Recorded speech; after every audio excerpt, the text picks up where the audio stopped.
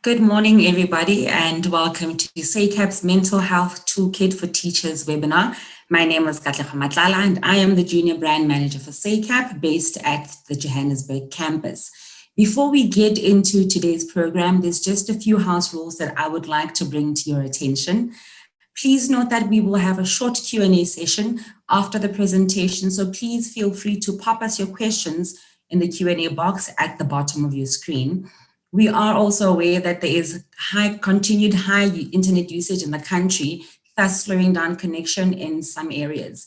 And given that we live in the era of load shedding, and should this happen at any given point, or you get cut off, or any of our panelists get cut off, please rest assured that the session will be made available on our social media channels.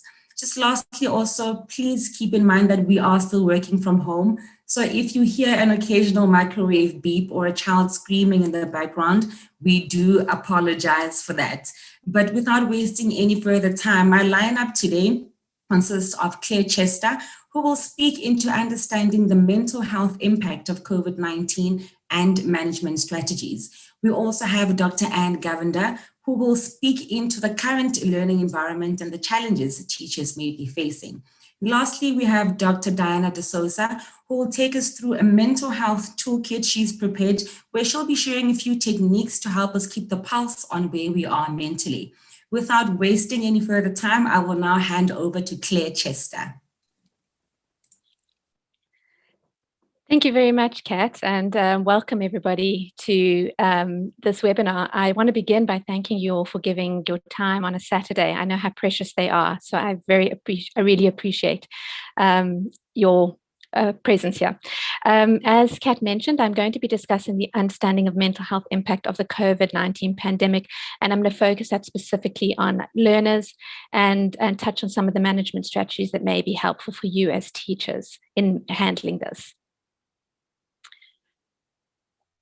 Just a little bit about who I am and my role in this webinar. My name is Clare Chester, as was mentioned. I'm a counselling psychologist and a research supervisor and educator at SACAP and the Durban campus.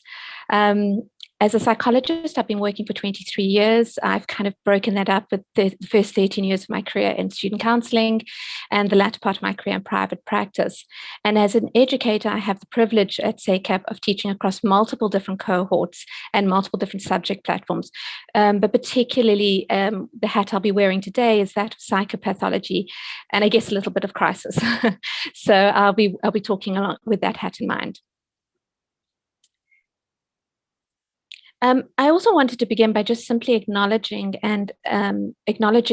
that we are living in very stressful times, that the COVID pandemic has been stressful for learners and teachers alike, and to acknowledge the pioneering work you are doing as teachers in these unprecedented times.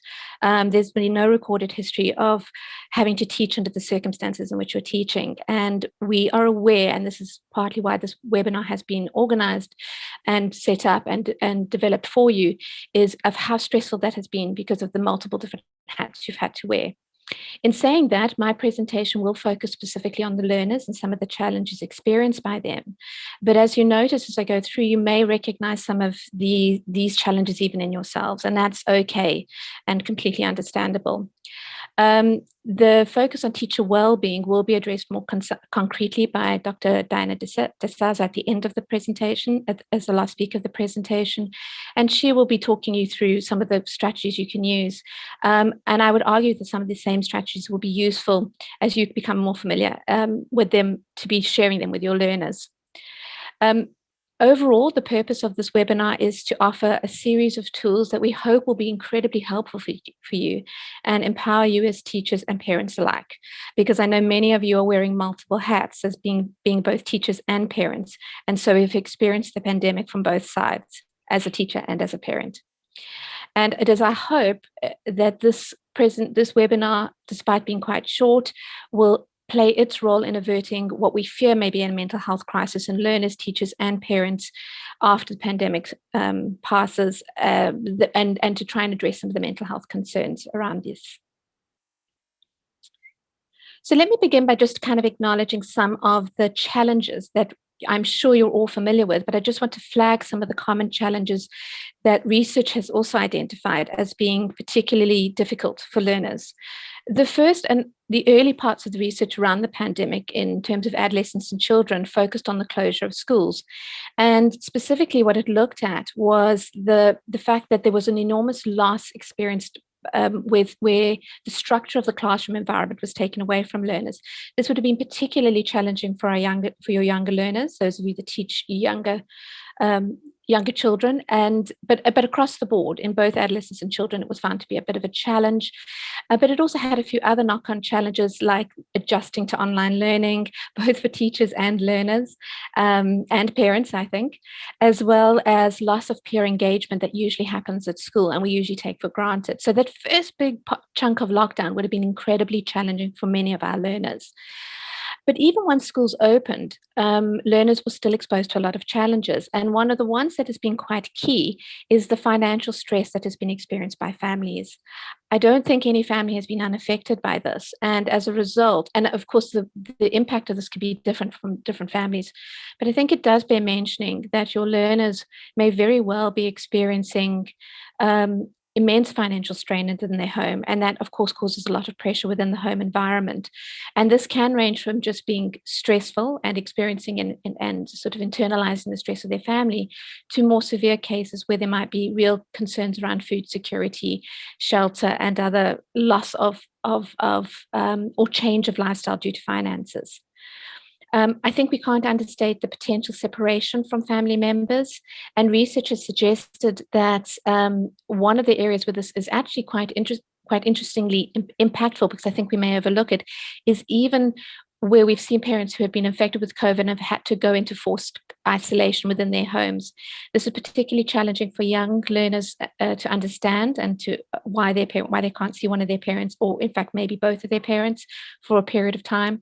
But also the separation in terms of extended family due to social isolation protocols. People have been discouraged from seeing extended family, and particularly grandparents with comorbidities, which is challenging for children who are very close to their grandparents.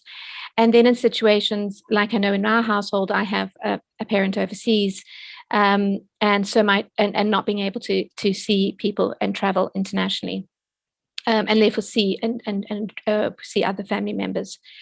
The media engagement may affect learners differently depending on their age, but I would argue that they will affect all learners to some extent. Although we've seen a slight reduction in media engagement, I did research with students honors cohort last year around media engagement and its impact. And as we go through kind of lockdown one, it seems to taper off a bit. But I would still argue that the media engagement on COVID, and I'm talking about social media and traditional media, would very likely impact on how learners, it infiltrates into the family home through discussions, family discussions, and also for the older learners who are on social media, they will be engaging with it, and that can cause quite a lot of distress and discomfort. The non-pharmaceutical interventions, which are a primary means of managing the COVID pandemic, such as wearing face masks, social distancing, and hand washing, all are impactful on mental health issues. They are for younger learners quite challenging to come to grips with the changes and changes in the messaging that they've been given. So prior to the pandemic, the idea of sharing and spending time with your peers, now being asked to not share and to spend less time in close proximity with their peers. Hand washing, as you'll see, might have certain implications. And even just wearing face masks and getting used to that has been quite challenging and uncomfortable. There's the inevitable loss of family members, which I've no doubt you've had to already deal with within your classroom settings.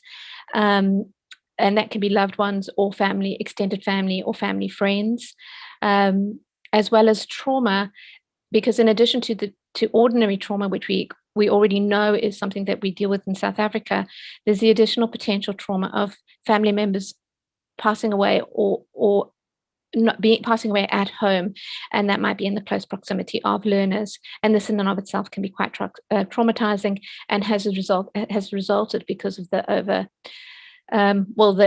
lack of resources and hospital capacity that we've seen across the country during peaks.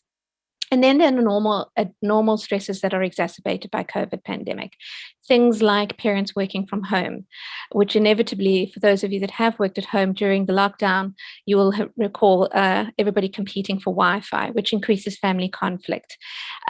Just ordinary conflict that is happening within the homes, but because of the social isolation, sort of may operate as a bit of a pressure bubble, and just general challenges from having to practice social distancing within the home environment and potential conflict that may impose on our learners. So that gives you some of the idea of some of the areas that learners may be challenged by. Now to move on to some of the potential mental health issues that research has supported, we were likely to see, but also just to kind of raise your awareness of what learners may be experiencing. It's the experience within the mental health community, and I know for you as teachers, that learners are not always, irrespective of the age, not always able to articulate some of these things in the way that adults can. But all the research supports that we are seeing spikes in anxiety, broad range anxiety and depression across the board, from young learners to adolescents. How they may express these may be very, very different. So you know, a younger learner may express this by being a little bit more clingy and more tearful, whereas an adolescent might be more angry or more irritable. But we are seeing that these have been spiked over the duration of the COVID pandemic. It was obviously, the initial research looked at it during the hard lockdown, but it's being seen that it's still present and still being exacerbated as the pandemic continues, despite going back to school. Social anxiety disorder is an interesting one because, as you may know, social anxiety disorder really speaks to the level of anxiety and excessive anxiety learners may experience at being in situations where they feel like they're being either evaluated or perform. So this is very much feeds into a general school setting. So it would be your learners who are very stressed, and I mean, I'm talking about excessive worry. So it's on the sort of high end of that, excessively stressed around being evaluated or negatively judged. Now, initially during the original lockdown, many learners who may already experience social anxiety disorder may have felt an enormous amount of relief by being on online learning because it took them out of the traditional school setting. But what has been discovered in research is that their social anxiety has been exacerbated significantly once they returned back to school. So sort of in South Africa, I would have had quite a few months break, and then had to go back into the school setting, and that would have been really escalate their distress. There's been an increase and exacerbation of learners who have a pre-existing obsessive compulsive disorder, and obviously this has been triggered by the non-pharmaceutical interventions like hand washing. So we would see a spike in obsessive compulsive disorder because it feeds into the fear around hygiene and the need and the compulsion of hand washing. Post-traumatic stress has been identified, and as is mentioned earlier, this could be for a lot of different reasons, but notable to the pandemic could be the loss of family members within the home who are living at home and unfortunately have passed away at home due to the lack of capacity in the hospitals to be able to treat them. And then separation anxiety has also may likely be triggered by the COVID pandemic, as well as being exacerbated by the COVID pandemic. This we would typically see the onset in younger learners, but it can exist throughout learners throughout the different grades, and you would notice this because what's central to separation anxiety is the idea that learners fear being separated from key family members or key significant figures in their lives for fear that something will happen to them. Of course, with the pandemic, where there's a high focus on getting ill, this no doubt will be exacerbated as they come to school. The grief, when I'm talking about grief, I look at I'm looking at it both traditional grief, specifically around loss of family members, and we would expect that as the pandemic continues, you're going to see more grief in your learners, and certainly more than you might ordinarily see. But I also want to touch on here is grief around milestones, and I really want to touch on this because when I've chatted to teachers, one of the things that has been really that I've noted, and particularly early in the pandemic, so last year in particular, was so many learners, and particularly the older learners, were really feeling an immense amount of grief around things like the loss of a chick dance, the loss of a traditional graduation ceremony. There were learners who were really looking forward to, for the first time, being able to be in the first team team sport, and those opportunities were taken away from them. Even normal developmental milestones like their 13th birthdays and things like that.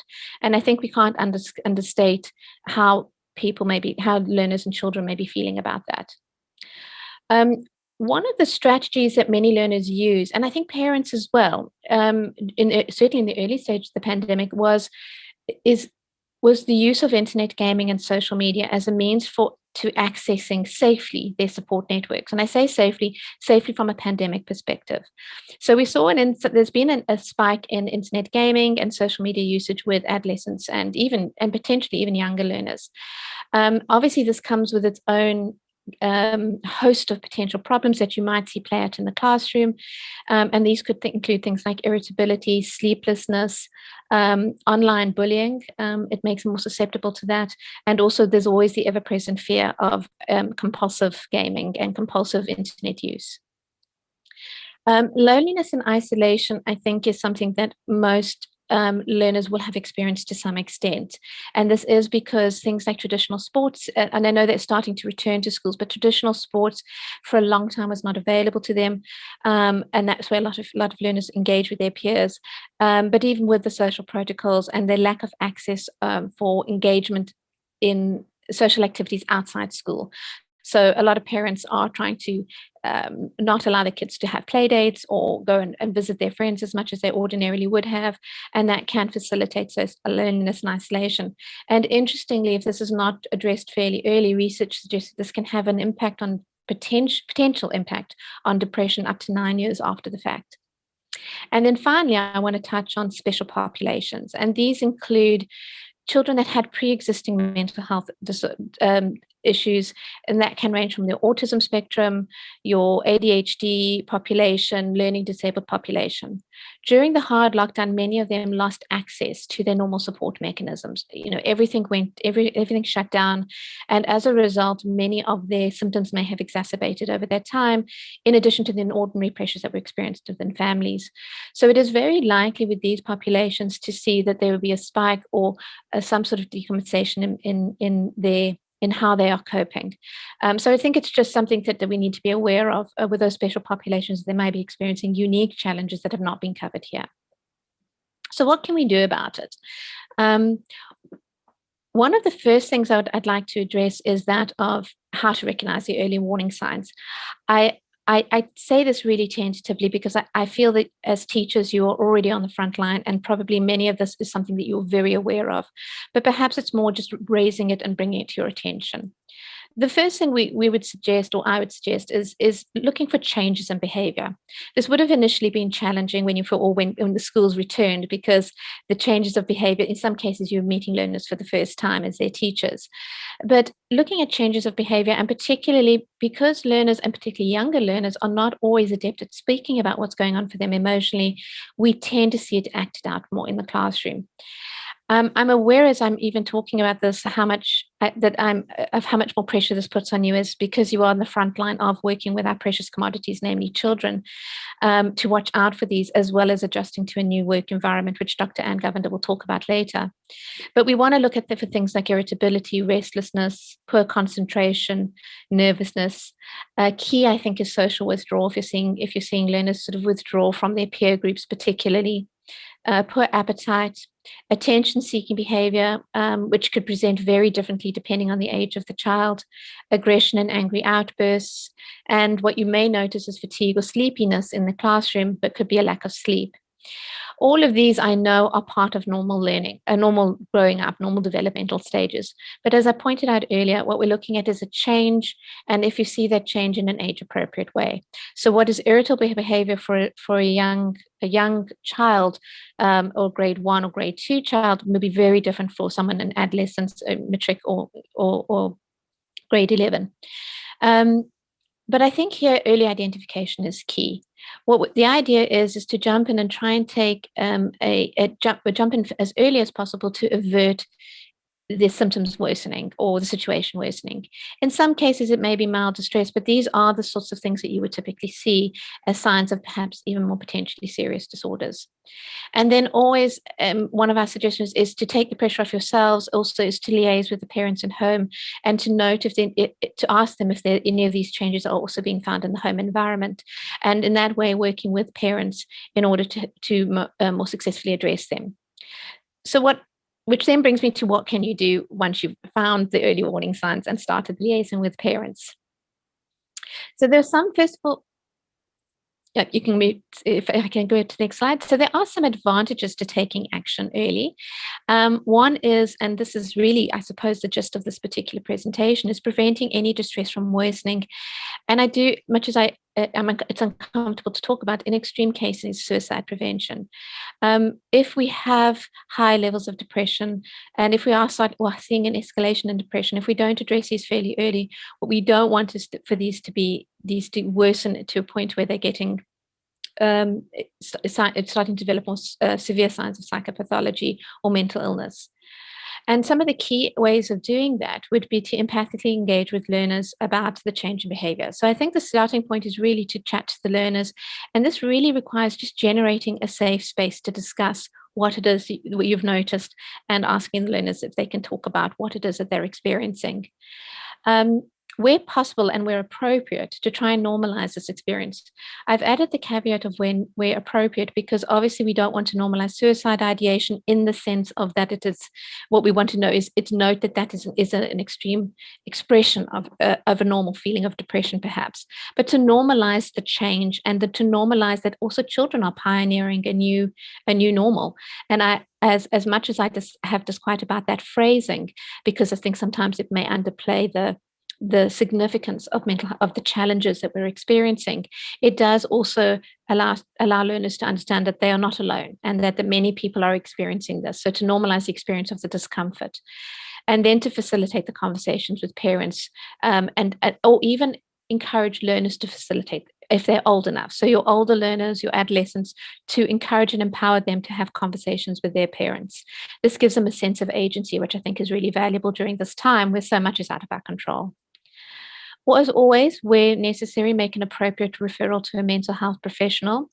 And I'm just going to skip to the last point. I'm going to come back to the other point. But with that, it becomes really important to proactively develop school-based referral systems. And within that, I would look at things within the public sector as well as within the private sector. So private psychologists that you may already have as part of your resource list within your area, as well as broader public health settings, so that can accommodate people of all different income groups. And then also engaging in conversation around the experiences learners are having and noting the difference. So what I'm suggesting here is perhaps bringing it a little bit more into the classroom, this conversation as a sort of touch base with learners around some of the differences, and allowing learners to just talk about some of the differences they've noticed in life over the last year or so. I would do this in a very age-appropriate way. What is appropriate for a grade 1 student is very different to a grade 11. But they would be facilitated conversations in order to allow learners to hear that their peers are also experiencing, and in fact, maybe their teachers are also experiencing some of these changes. I'm now to my final wrap-up, which is some suggestions that I had for you as teachers around support. And this kind of feeds off from the last point I made in the previous slide, namely educating around the COVID-19 in an age-appropriate manner. And what we're talking about here is obviously the non-pharmaceutical interventions, which I know you're all very well versed in and have had to integrate into your classroom environments already. So I feel like I'm speaking to the converted. But it might also be slightly broader, that it might be looking at health behavior in general terms. We know in psychology that behavior change is probably one of our biggest challenges that we encounter. We experience this with the HIV pandemic, and we're experiencing this now. The behavior change is incredibly challenging. And I think teachers have such a unique role in playing in sort of normalizing behavior change. And part of that is obviously modeling behaviors. I think we can all agree, even as adults, it's really hard to get used to some of the new changes in our behavior that we've had to use. And one of the things that I've noticed is most significant about the COVID pandemic is it takes away the one thing that as a psychologist I know I draw on most commonly when I work with clients, and that is social support. So we often ask people, go and if you're experiencing anxiety or depression, to engage in social support activities, and that is the one thing that the COVID pandemic has limited. So modeling those behaviors for your learners, not only in terms of the non-pharmaceutical intervention strategies like sanitizing your hands, etc., but also in terms of self-care, sort of indicating and expressing your own self-care measures, which I know Dr. Diana D'Souza will talk about later. There's a promotion of mental health through discussions around well-being. So I'm focusing here on well-being because I think often, and as this talk is presented, we've looked at some of the disorders and some of the things we're worried about. But I think there's a lovely way of addressing this in a more positive way, which is looking at what strategies do learners use already to improve well-being and allowing them to start talking to each other and generating creative solutions that might improve their well-being. So this is something I think that can be brought into the classroom on a fairly regular basis. A lovely one as well, and it's been really well endorsed by research, which is educating learners around pro-social behavior, specifically empathy and patience with their peers. I have children myself, and I've noticed that during a pandemic, there's a lot of irritability, and at times with younger children may not understand why a friend may be acting differently at any one time. So I think educating around pro-social behavior and sort of trying to encourage them to think about what it might be going on with their friend and being patient with them if they're having a bad day would go a long way to improving and helping them build social connections with their peers. So, and this again can be modeled within the classroom. And I think also engage with learners at all age levels of how can you show a friend that you care when they're having a tough time? What sort of things can we do to show a friend that we care? And I think this is something that actually, even as adults, we can all take in and remember. We're all under a lot of pressure and therefore feeling very stressed. So it's hard sometimes to remember to be empathic and patient. It's challenging. But I think it would go a long way to help build those social connections for learners. As always, liaising with the parents, I think they're going to be an immensely valuable resource for you. And because we don't want to put the burden on teachers to fix all of this, you have in your hands, the care and well-being of children, and you're in such a precious position in terms of being on the front line. But at the same time, you have many challenges being thrown at you over the last year, and carrying on beyond a year. So liaising with parents can help really ease the burden. So you've liaised with parents and assisted them by alerting to any concerns that you have. And then, as I said, making referrals to mental health professionals. If you are lucky enough to have a psychologist attached to your school or school counselor or registered counselor at your school, then that would probably be your most appropriate place to start. But, liaising with parents, they may already have someone in mind and you're just facilitating that process. Certainly, I would not encourage you necessarily to think, although I've spoken about psychological disorders, to think in those terms, but really just flag them so that you can then hand them to a mental health professional who can then make an appropriate diagnosis and develop a treatment strategy. And that can then take the pressure off yourself. And then I think in closing, just touch base with the learners and ensure that the space that you create for them is one that is safe, sensitive, empathic, and that they are assured of the confidentiality of what they tell you in terms of it getting out to their peers or other teachers. So thank you very much for your time. I'm now going to hand over to Dr. Anne Govender, who will take you through some of the challenges of the learning environment, and I look forward to some of your questions later. Thank you very much.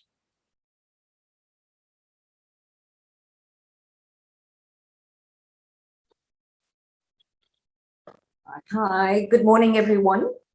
I would like to, first of all, congratulate all your teachers and those associated with education for joining in this morning.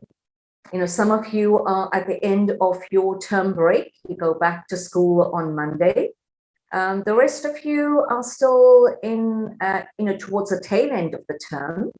And you are in the middle of assessments. So to kind of make the time this morning to join in for this webinar. It's really commendable. And it affirms for me the belief that teaching is indeed one of the noblest professions. So thank you, Claire. Let's get on with the actual challenges that teachers would be facing in the classroom, especially in the context of the pandemic that we are facing. All right, we start off by talking about the current learning environment. Now, we have looked at the current or the learning environment as being the classroom traditionally. So you have teacher in front with your desks and chairs, teacher talking, children listening. Or if we look at our rural classrooms, under the tree, teacher elevated slightly and children sitting around. But when we look at the broader context of the learning environment, especially during the pandemic, where suddenly schools were closed, and if we hoped that education continued, especially with our senior learners, then a lot of the work was carrying on at home.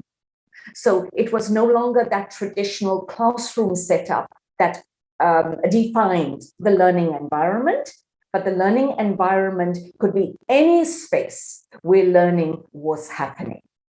Right, some of these schools had students who had the financial advantage of having computers, so learning took place online. Other schools were not so fortunate financially, and children were collecting workbooks on a weekly basis and working with that at home. With the junior learners, not much learning was happening for most of 2020.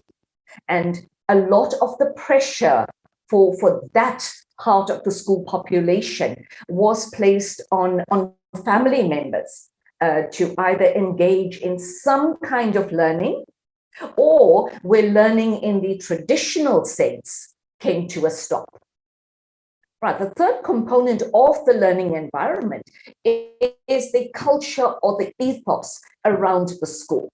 It ties in with what I said about the financial strength of the schools, where you had the computers or you had resources for learning to happen, but also the culture of a school where the very, very strict, very disciplinarian approaches, and I'll unpack that as we go through the other slides, that also plays in to the learning and to the kind of teaching that takes place.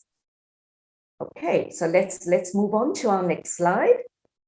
Right, the components that make up an effective learning environment. We are looking at the characteristics of the learners. We're looking at the goals of teaching and learning.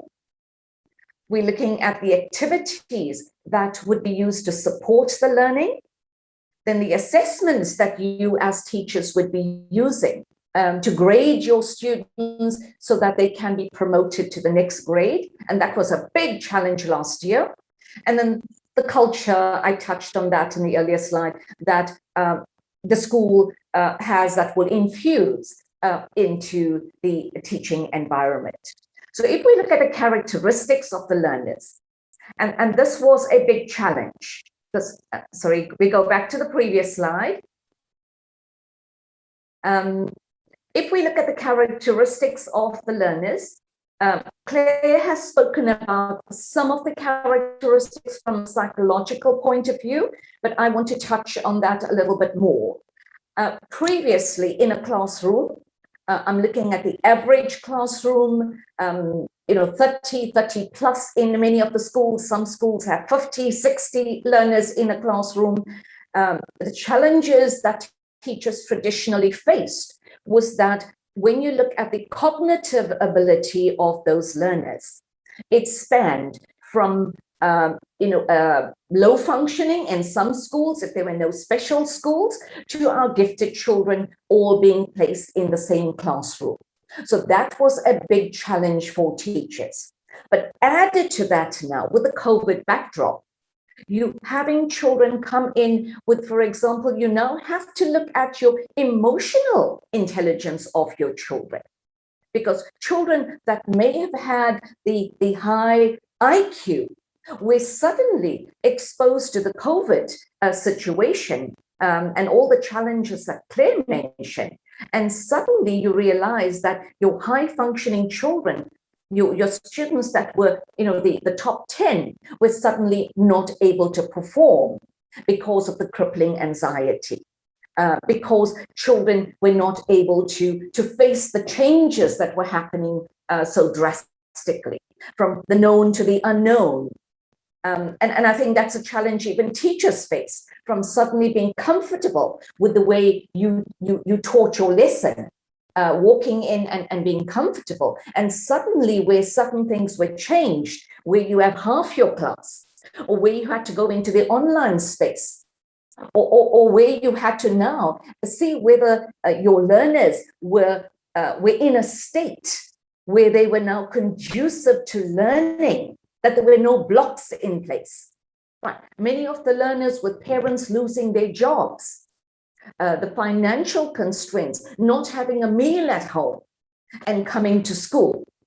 So as teachers, where you first had to clear that the child now was not hungry, so looking at the body needs, the child was not deprived of a meal and the child could focus, or emotionally, where the child is in a state that was conducive to learning, that the child did not have to hear about a loved one dying, and like Claire touched on, where they were not even allowed to visit or attend a funeral. You just hear of a loved one passing. Many of them lost their own parents, grandparents, people living in the same home. They're there, they go to hospital a month later. So you haven't seen, children have not seen their loved ones for over a month, and suddenly you hear the person is no longer there. So the challenge that many of you have faced was getting to that point where your learners were receptive to the lesson that you were teaching.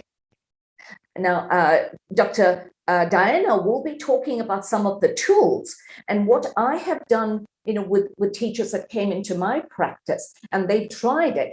I've asked them to introduce some of those calming tools at the beginning of the lesson that Dr. Diana would share with you. For example, a number of those breathing exercises, a number of those grounding exercises before you actually get on with the lesson.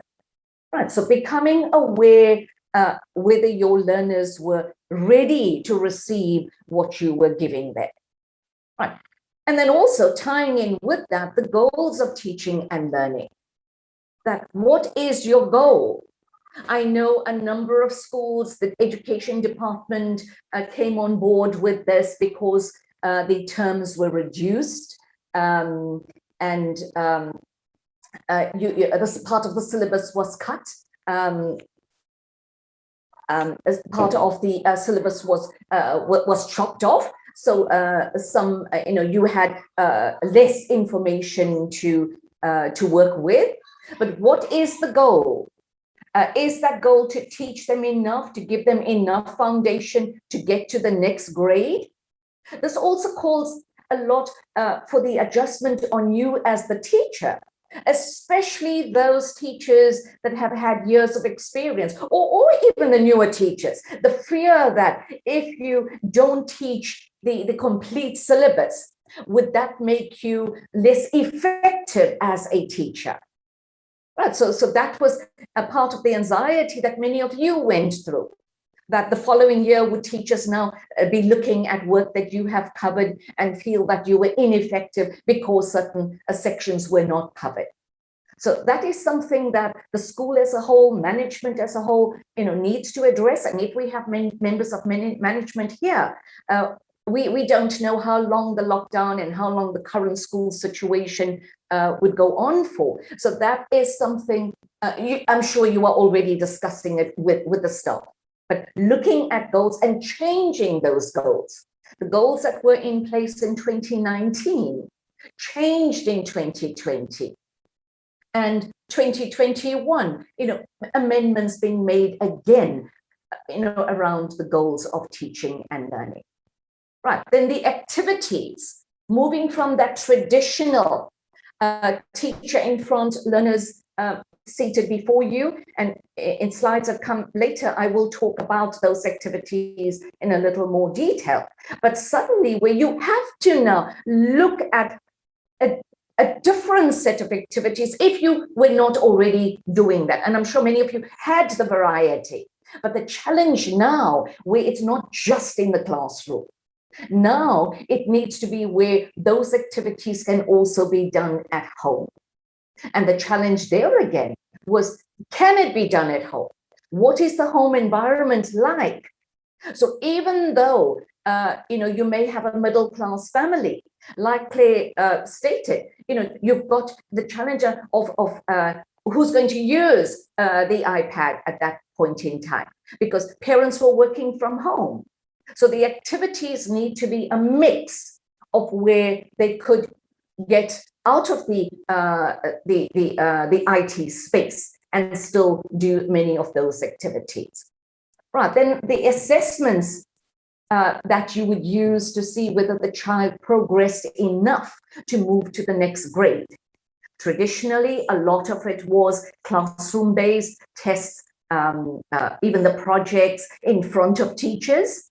Now you had to also trust that parents were not doing the assessments for children. That I know in many cases, that was happening, and that is still happening, where other individuals did projects and that was handed over as the child's piece of work. So that is, a big challenge that teachers were facing.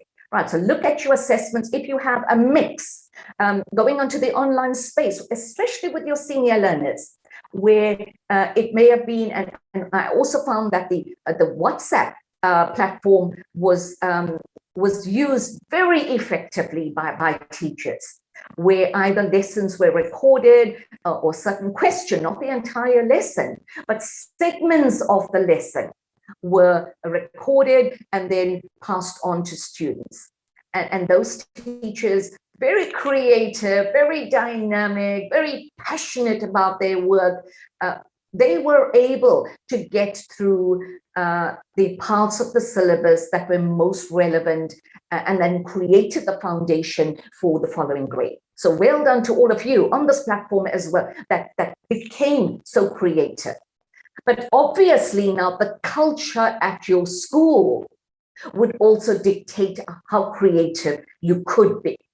Because if the culture at your school, and every school has a different culture, right? So if the culture at your school allowed you that freedom to be creative with your lessons, then you were able to achieve far more than a school that controlled and dictated how you delivered your lesson. So if we have members of management here, I would be interested to even know how you overcame the challenges and how you assisted your team to create a far more effective learning environment. Because yes, we were not prepared for what happened in 2020. Even Clare and I, we are both at the Durban campus, and overnight, I had to go onto the online space, and Clare was my anchor when I didn't know how to do certain things because I'm a novice when it comes to technology. I would reach out and ask my colleagues. So if you look at your learners, where suddenly they had to go onto the online space, I'm sure they had challenges. You had challenges because you were taught, and even when I look at my teacher training, we never looked at training our teachers to go onto the online space because teachers were coming out to go into schools, traditional schools. And that was part of the culture of the teaching and learning at that point in time. Right, so let's look at the next slide, which looks more effectively, more specifically at the components of the effective learning environment. It just explores what I have already said. Right, so if you look at your learning characteristics, your learning content, bear in mind also, traditional schools also only focus on two intelligences, if I may call it that. Because of our testing in traditional schools, we have more than two intelligences. It's not just your language and your mathematical intelligences. When you look at our successful adults on the sports field, in the kinesthetic fields, in the artistic fields, all those intelligences, we have the opportunity now during the COVID pandemic to actually tap into those other intelligences that our learners have. And it's not just about traditional testing, traditional assessments now, where the projects that learners can be given can tap into the other forms of intelligences. So the way you test, not just with essays and tests, but those projects where they build things, they create things, and they could, if they have the financial resources, to record that and submit that as their project, or build it at home and then bring it to school for an assessment. Right, so looking at learner characteristics, looking at the diversity of your learners. And if you do that, then you are creating the effective learning environment. If you're looking at your learners as far as the digital aspect is concerned, some of them are so clued up. I learned a lot from my 5-year-old grandson. Right. Although we don't encourage the technology, but just to touch on this as well, as far as emotional well-being, while they are in a different province, because my 5-year-old grandson knows how to video call. Right, when mommy and daddy were busy on Zoom's work-related, and he was feeling left out, he would go and call me, do a video call, and grandma was with him. So look at how, while there are lots of negatives around the use of technology, in that particular case, it helped him to not feel alone, not feel abandoned. It helped him to feel connected because he could see me. He couldn't touch me, but he could see me. So the same in the classroom. If you have this kind of video calling, yes, not every learner has the privilege of going onto Zoom, but even children in rural settings have access to a cell phone. So if they can go onto the video calling, imagine if they could have that video call with you as a teacher. It grounds them, it makes them feel, especially our matric students, it makes them feel that they are okay as far as the academics are concerned. Right, so utilize the digital to the advantage, the positive advantages. Right, then prior knowledge, and this too, a challenge that teachers have faced, where some schools, children come to school Monday, Wednesday, Friday, or Tuesday and Thursday, and in between, a number of those learners, you taught them, or a week in, a week out, you teach them, and when they go home, they forget everything. So you assume that they have that prior knowledge you've taught, but they have forgotten it. And the challenge that you have again is to now reteach in a few minutes what you taught the previous week. Right, so don't assume that they have the prior knowledge because they've been taught that. And then the learners' goals. What are their goals? Are their goals just to pass the grade? Or are their goals to get the A's in subjects? Or are their goals, and I'm bringing in other things as well. Some of them, their goal might be to come to school, to escape an abusive home. They may be, in child-headed homes, so they come to school to make that connection with friends and with teachers who have, many of you are that loving presence at school. Right, so it's not always academic goals that learners have. A number of them have emotional goals in coming to school. And yes, the academic goals are there as well. Right, then if we look at content, there too, because syllabus were shortened, they were cut, reduced because of time and so on. You're focusing on relevant information. So don't stress, don't panic if you are not completing the entire syllabus. But if you are teaching enough so that it gives them grounding for the following year, then that's good. Right, look at the skills you are teaching them. Traditional classrooms, teachers are not containers of information where you pour into your learners. And at the end, where you are just producing photocopiers. Right, if we do that, then what we would have going forward, more than we've seen in the media and more than we've seen personally with what's happening at universities and schools, where you feed in the idea of being disadvantaged because you're not getting registration at if I bring it into the context of the KZN, if I look at DUT and if I look at UKZN, what has happened because of registration not being successful for many students, and if the idea is fed in and you think of burning down the institution. The saddest thing for me was when UKZN libraries were burnt. Now, if you are producing photocopiers, then that is what's going to happen, where children are fed a certain information and they act on that blindly and they just act on it. But if in the effective learning space, you are creating thinkers, then yes, they will still address those issues. They will still make it known that they deserve an education, but they would think about their actions, about if we burn down the library, would we then have access to that kind of resource in the future? And many of the resources at the library were not digital, where you could reproduce. Many of them were the actual records in the primary form, and that can never be brought back. Right, so look at resources also that your learners have when you give them tasks to do at home. Do all of them have access to technology? Do all of them have libraries? Libraries closed down. 2020, most libraries were not accessible, public libraries, that is.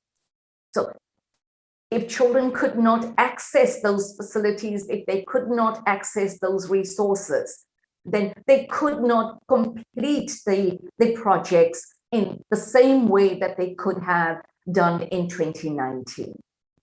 Right, so look at the assistance that they were getting at home as well. Many parents are illiterate. Many parents don't have the time. Many parents were stressed. Many parents were sick themselves. Right, and then look at the My Time.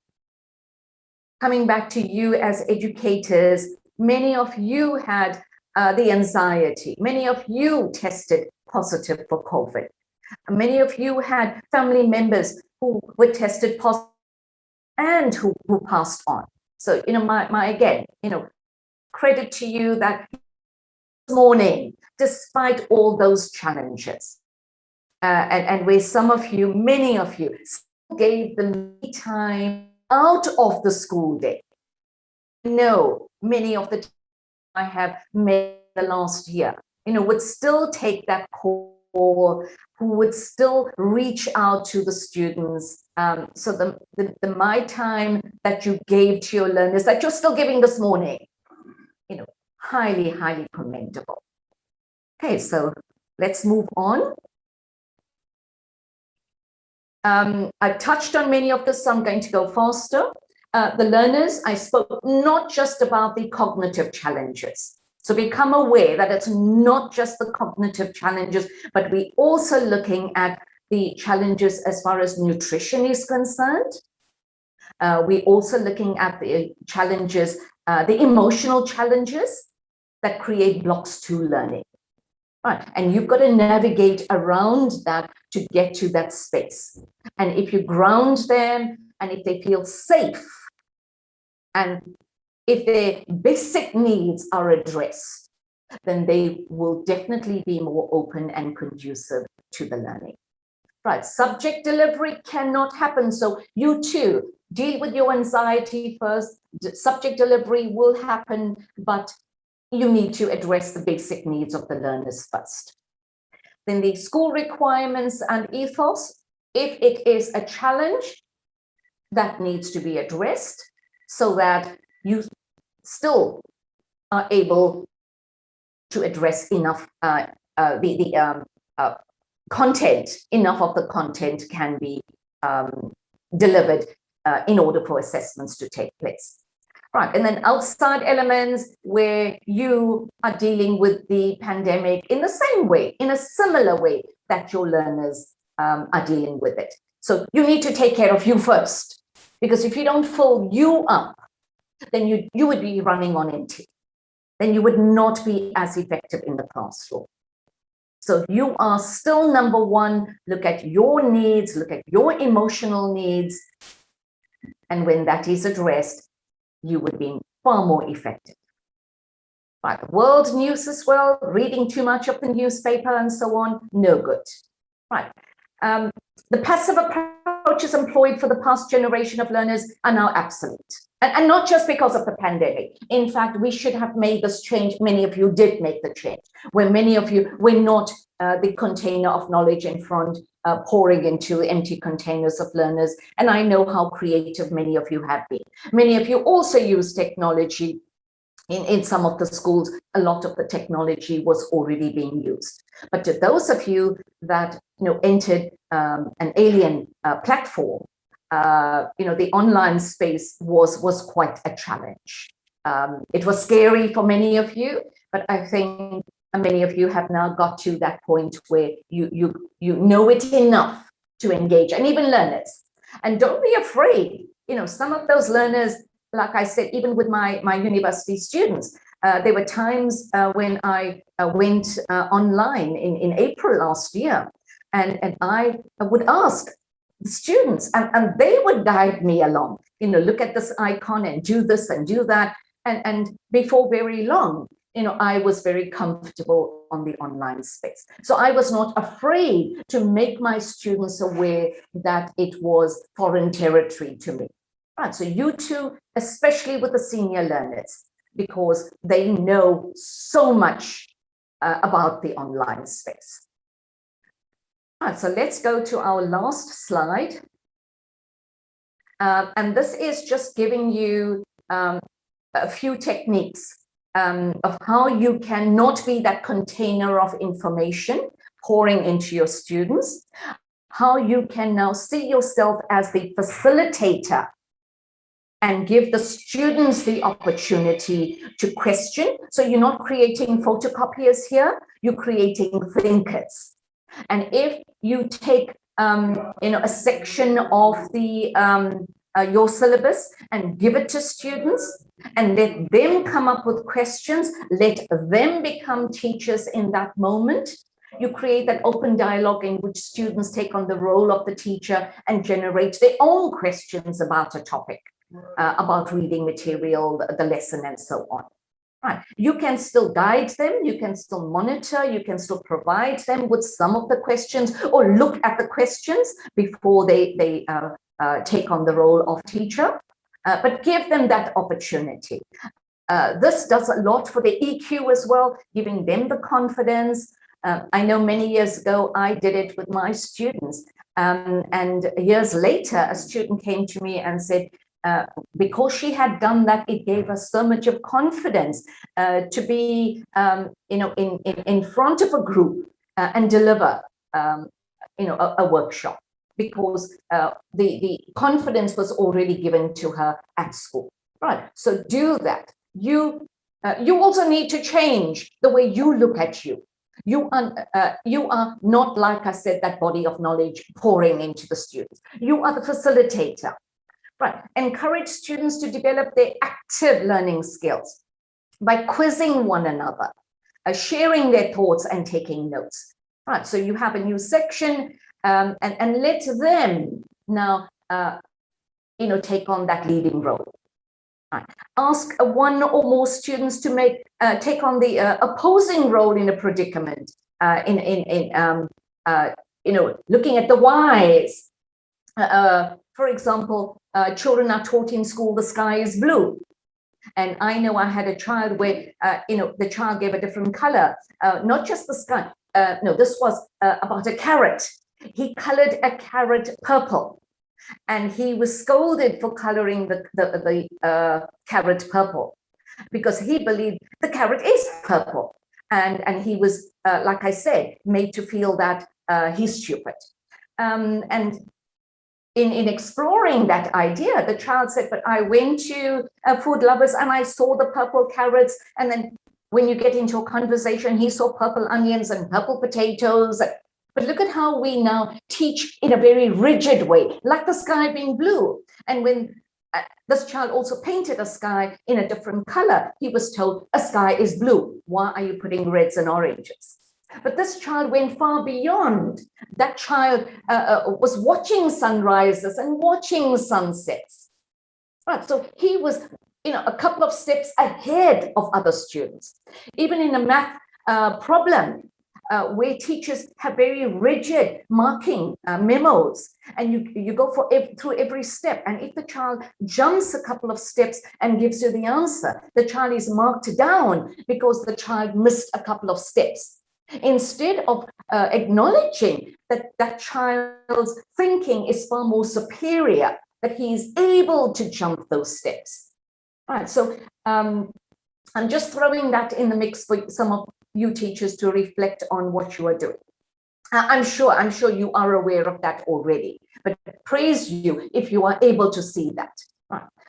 Deploy a range of strategies that have students instruct lessons. Again, teach children playing the role of teachers more and more. Encourage them to actively participate, to actively listen. This is where, your précis writing, your summaries, where if they listen to their peers and then they are able to summarize what they heard the peers say, you're doing a number of things here. You're encouraging the listening skills. You're encouraging and teaching the précis writing. You're encouraging them to engage more effectively in conversation. Right, so what I've given you here is just a taste of what you could do. What I've given you here is affirmation for what many of you are already doing. So I want you to be proud of what you are doing and go forth and continue doing it, because I want you to know that you're doing all the right things. So feel proud that you are being so creative with what you are doing in the learning and teaching space. Right, I'm going to hand you over to Dr. Diana, and she would give you more of the tools that you would use in the classroom. And yeah, I hand you over to Diana. Thank you, teachers.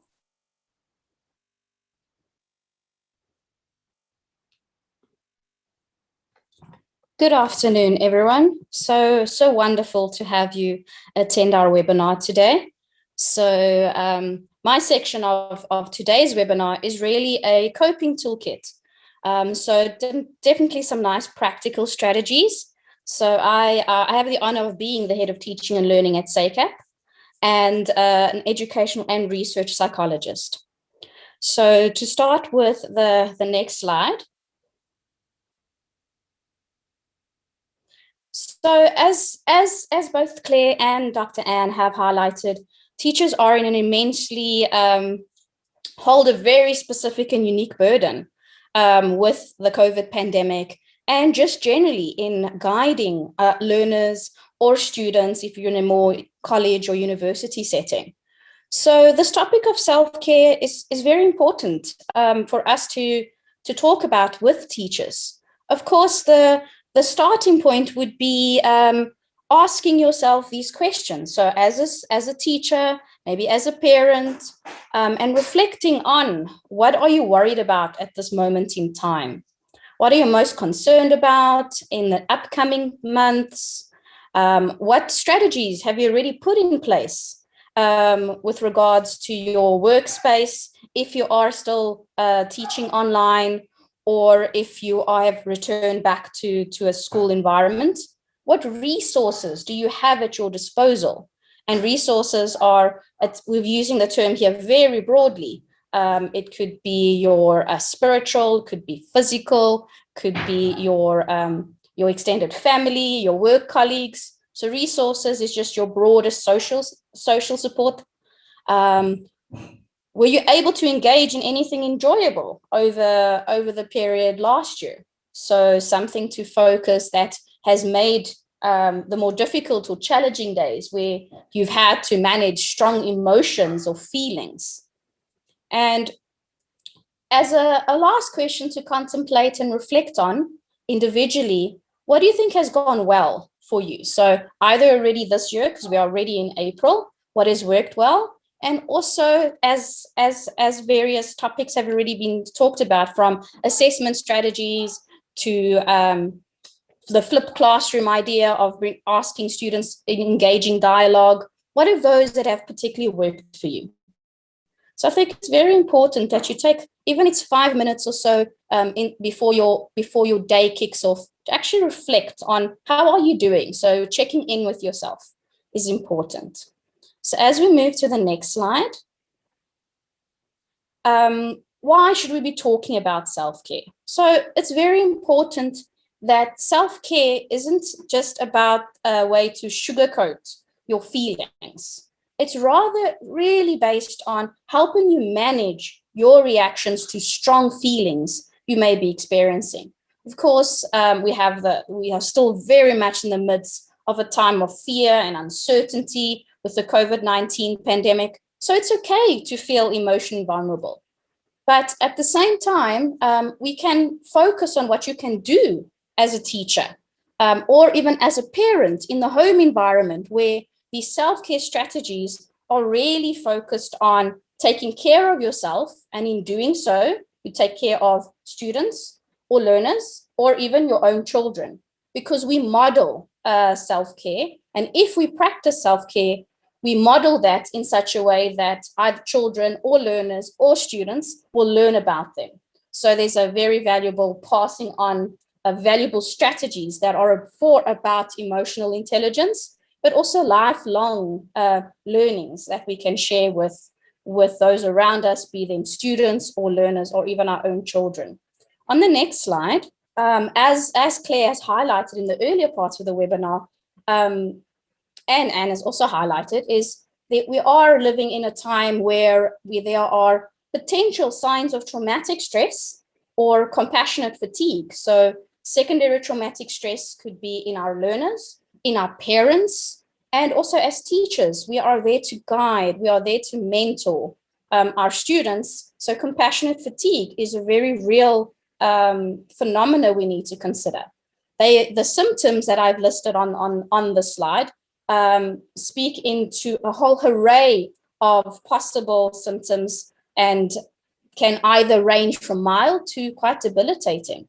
So it's very important to be on the lookout for these symptoms and practice self-care strategies. So a whole array that I'm going to be presenting shortly, and also consider at what point in time, if they are becoming much too severe, to consult with a relevant mental health professional. So emotional, you might be feeling numb, a bit overwhelmed. There might be some feelings of hopelessness. Physical, you may be tired, fatigued.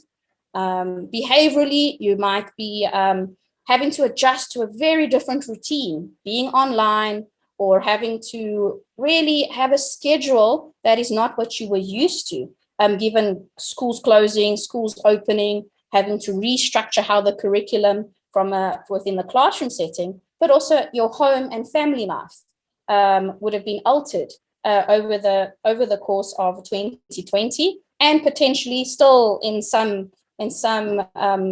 element of this year of 2021. Of course, we have positive coping strategies, and we also have possibly more destructive ones. So in the realms of your addictions, your alcohol and your drugs. So it's very important to be alert to these signs, to seek professional assistance. Also, maybe personal, you might be feeling very low job morale. It's already a very immensely stressful role being an educator or a teacher. And we also need to bear that the additional pressure has been placed in adjusting to online or adjusting to learners and parents who are exhibiting much more higher levels of stress or worry at this point in time.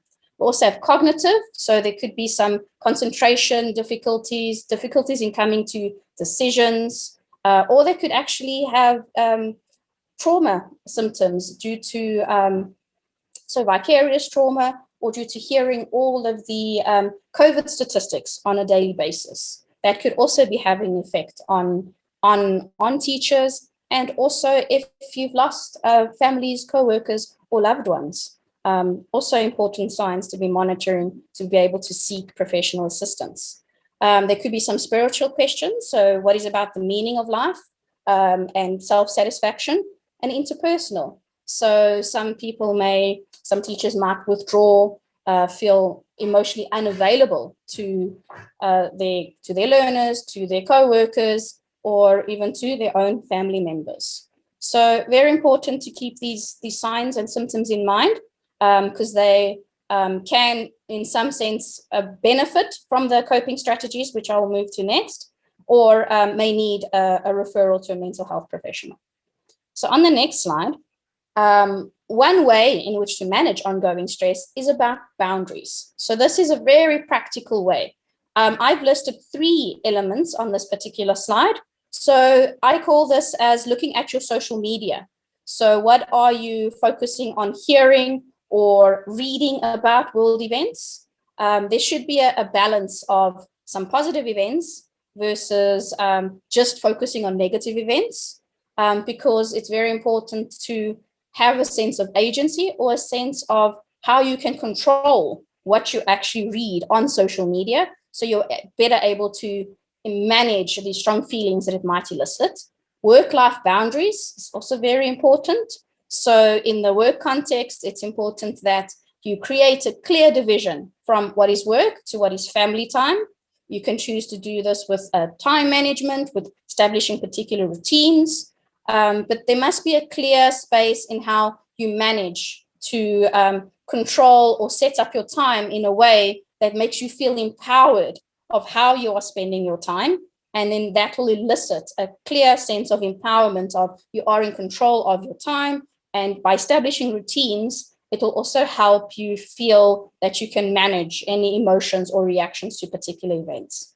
As we move to the next slide, how do we do this? So there's strategies around space, distance, and advocation.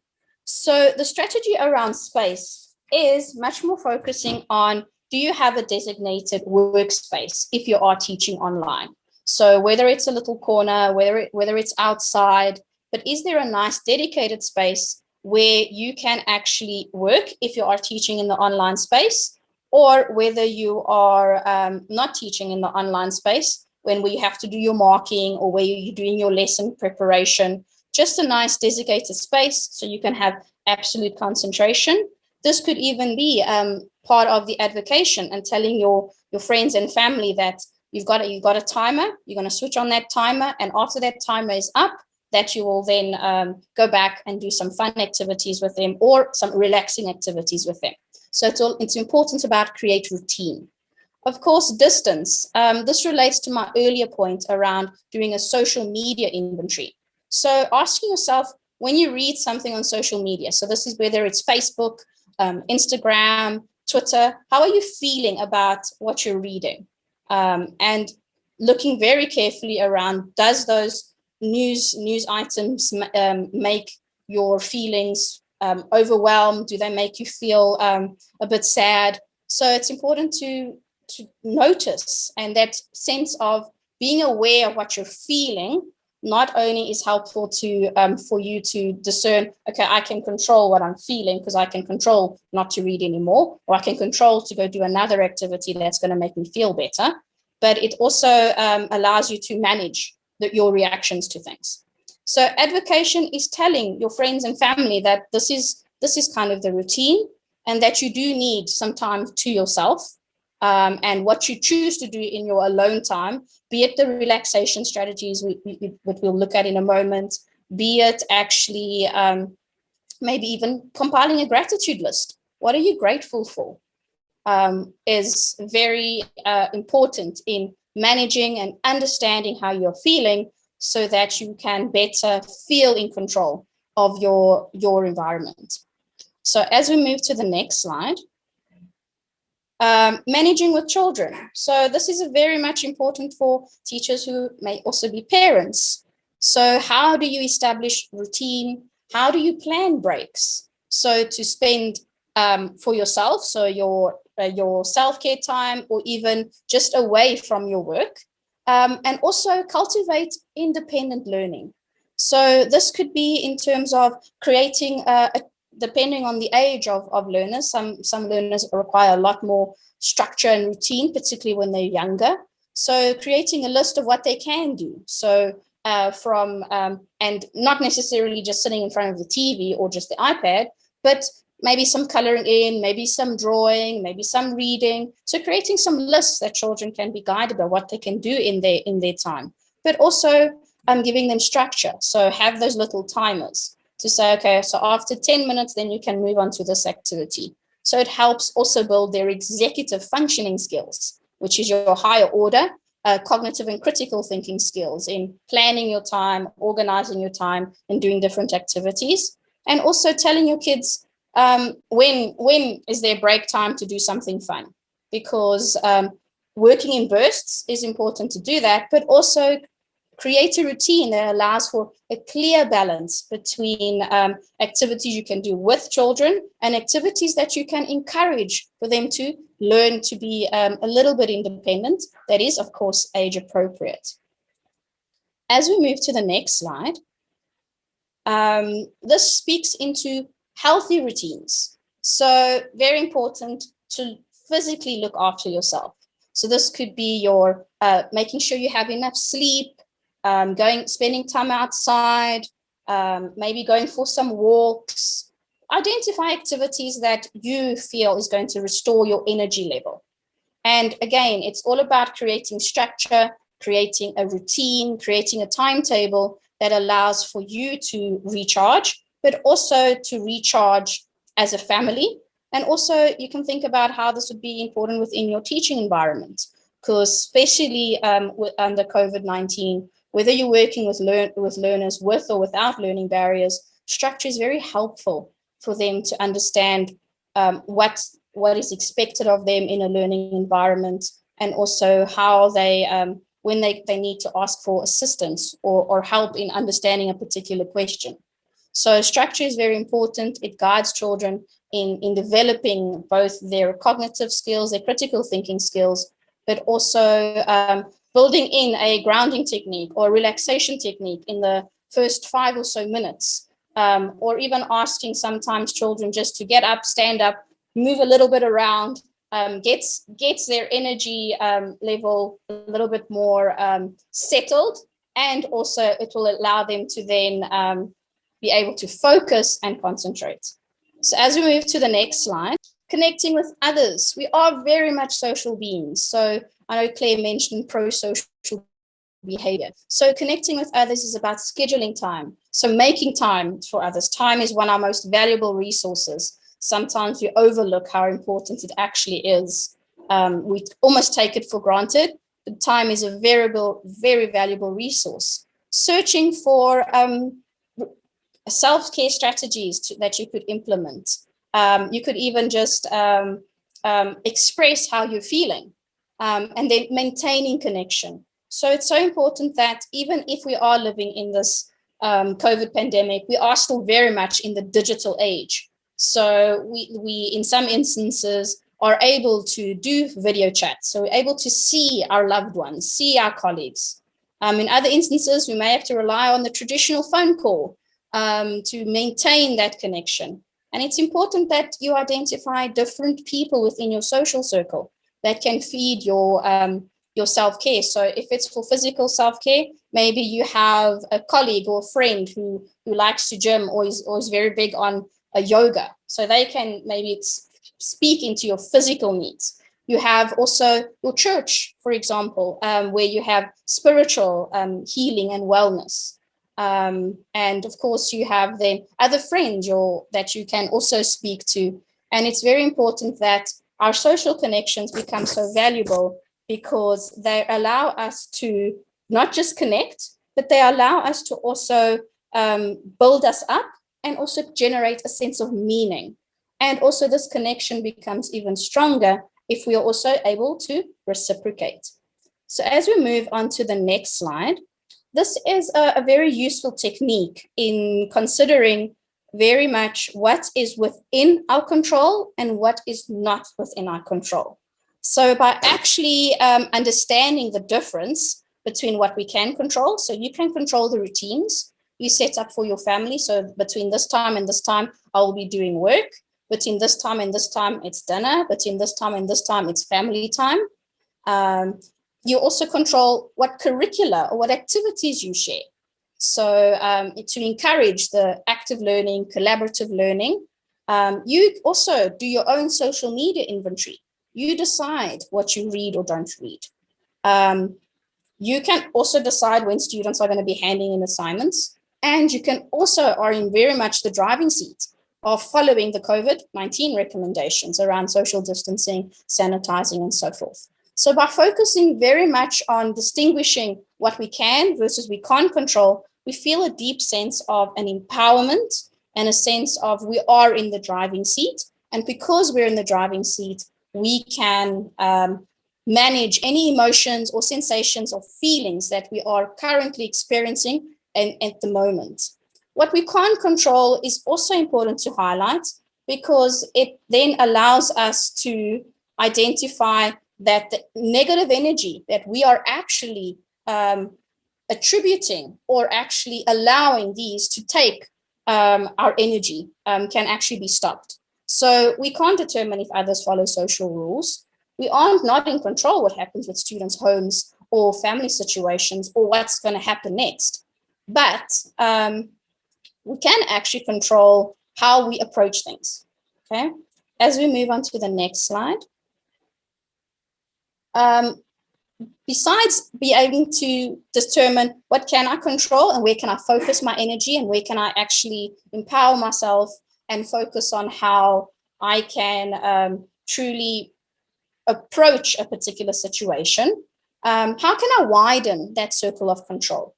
So what resources do I have? Is it within myself? Is it within my family? Who can I speak to?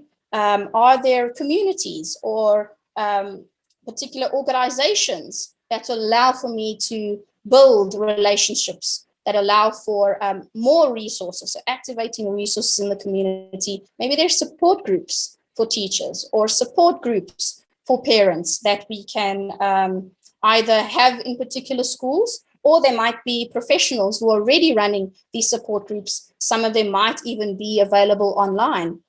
So looking at where can we extend that circle of support and focusing on the circle of control and strengthening on what I can control. So creating that list is very important because you might find that you might be adding to that list as days go by. And as you add to that list, it will be a deep sense of meaning, a deep sense of you're in control, you can actually manage, you can actually look to the possible a silver lining in a situation. As we move to the next slide, brief relaxation strategies. So these are very important in helping us focus on when we are feeling a little bit overwhelmed, even when our learners might be feeling overwhelmed or dysregulated in the classroom space. And why these breathing activities are so valuable is because when you go through this process, so you breathe in for 4 seconds, You then hold your breath for 4 seconds. Then you breathe out for 4 seconds. You hold your breath for 4 seconds. And you do about 3 or 4 iterations of this relaxation breathing exercise. And as you become more comfortable in doing this breathing exercise, and you will notice 2 things. The moment you exhale longer than you breathe, you will find that it actually calms your feelings or your sensations that you're experiencing. And also, as you listen to your own breathing, you will notice that the intensity of whatever sensation or emotion you were feeling at that time will also decrease. So this is 4 seconds. There are other variations in terms of the timing. So you can practice your inhaling, exhaling, and determining what feels comfortable for you. But by focusing on making your exhale longer, for some people, they find that it allows them to actually calm down more quickly. And for some people, listening to their actual breathing is also very calming. So as we move to the next slide, this is grounding. So this is a technique that is also considered a relaxation one.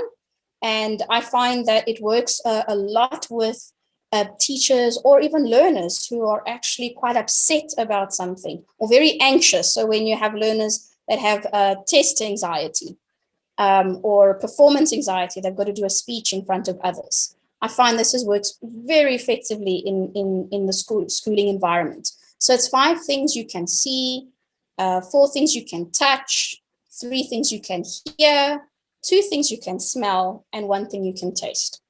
And you'll find that, again, maybe 1 or 2 iterations of this with yourself as teachers or within your learning environment with your learners or students is very calming and helps regulate the nervous system and calm it down. As we move to the next slide, I've actually just brought in other examples. So if yourselves as teachers or your learners struggle a little bit with the grounding with the senses, you can also pick a color and find everything in the room that is that color. You can pick an object and you can count the objects. You can also, some classrooms have the alphabet lined up on the classroom wall. So the learners can look at the alphabet. They can look for an object in the room that has that particular alphabet. So it's variations on essentially allowing your mind to focus on other activities that have the effect of calming down. So another very useful and very valuable relaxation technique is called the body scan. So how the body scan works is it's empirically from an empirical psychology evidence base. What it does is it focuses on allowing you to think about how you are feeling at that present moment in time.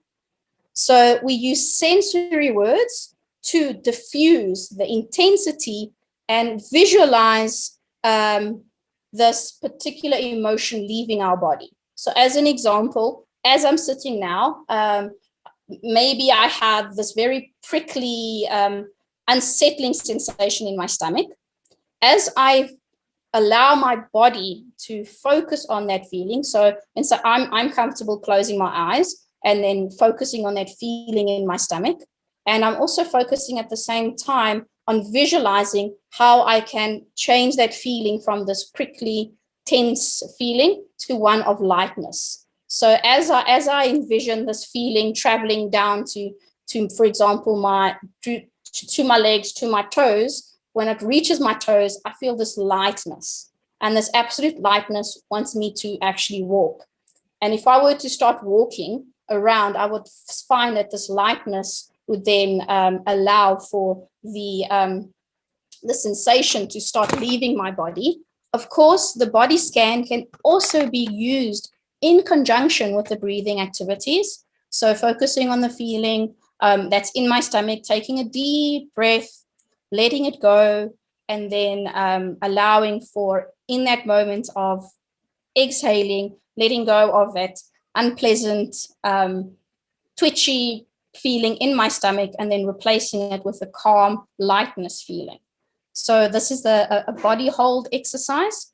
What's value about this is we're naming our feeling, we're locating where it is in the body. And as we bring awareness to that feeling in the body, we are once again giving ourselves agency and allowing us to ground ourselves, and also making our emotions or feelings more manageable. Because once again, they're not in control of us, we're in control of them.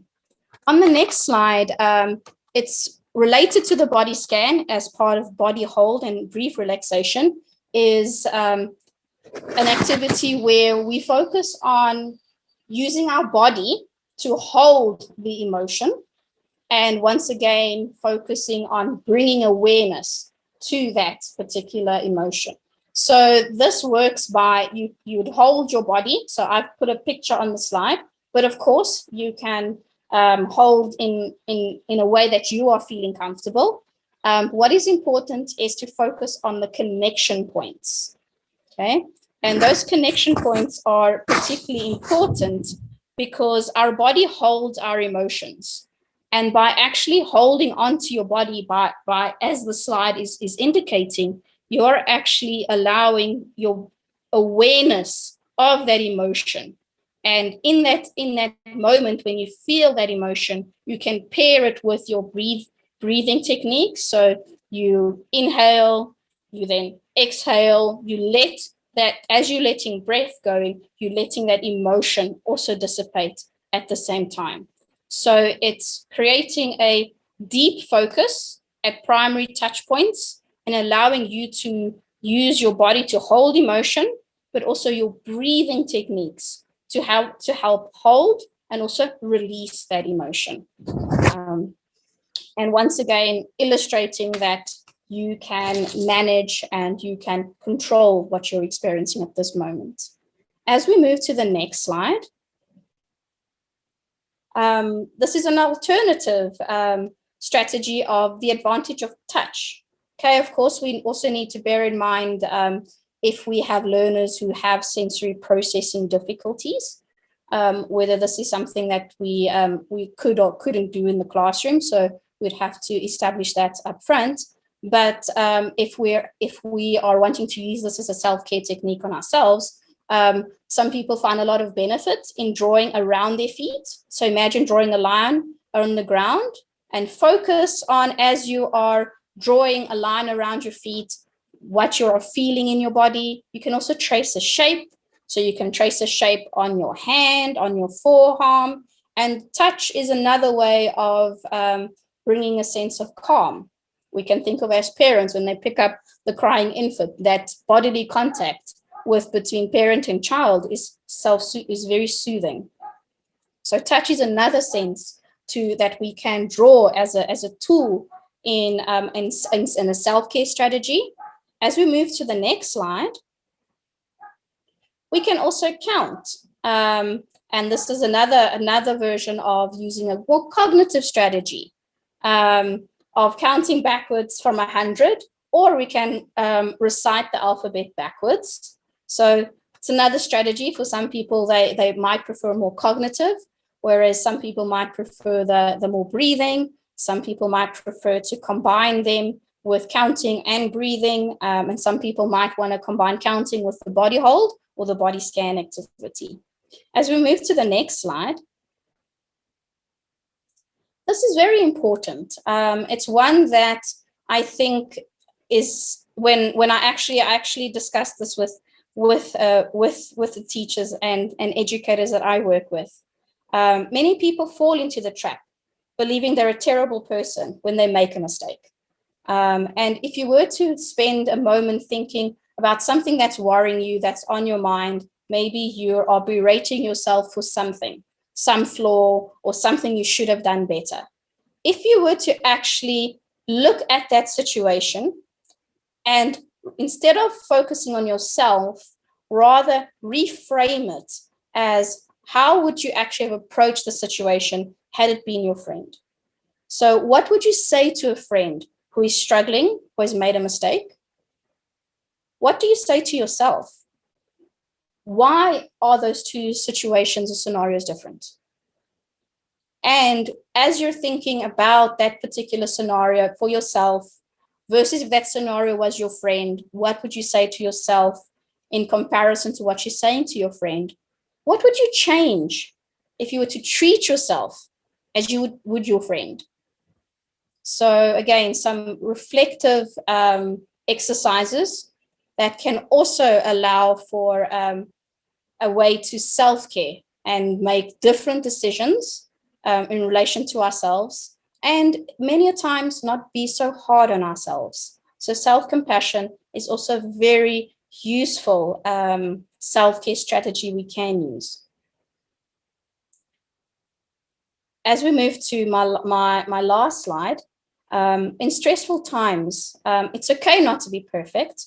It's okay to cut yourself some slack, because right now you might not be your best self, but you're growing. You're trying your best, and that's good enough. So in closing, for my section around the mental health toolkit, I know it's very difficult to see that silver lining. I myself am an educator at SACAP, and there are many times where we are hard on ourselves, but we also need to realize that we are growing. Our own development doesn't stop at any point in time. We will remain lifelong learners. And as long as we remain lifelong learners, we are can very much understand that our emotions in the classroom environment is picked up by learners. Whether you're face-to-face or whether you're in a virtual environment, our emotional state can actually be picked up by our learners. So self-caring is not being selfish.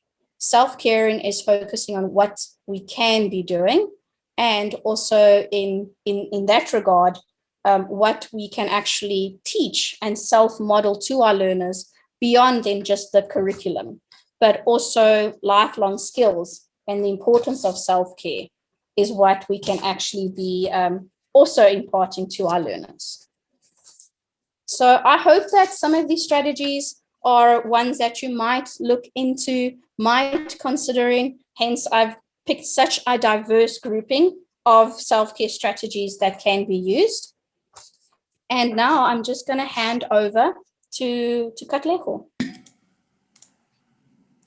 Thank you so much, Diane, and thank you very much to our panelists for sharing that insightful information. And we certainly hope this has made things a little bit calmer on your end as educators. We have unfortunately run out of time for the webinar. Thank you very much to all attendees for taking the time out of your Saturday morning to join us for the session. Once again, we really do apologize for going over time. We do know that there was a wealth of information shared on this platform. The recording will again once more be shared on our social media channels within the next week. So please be on the lookout for that. For any upcoming events, please do visit our SACAP website on www.sacap.edu.za. Also feel free to follow our social media channels. That is where we will be sending out updates on any upcoming events or information or webinars that are upcoming. So we thank you so much and wish you a lovely day further.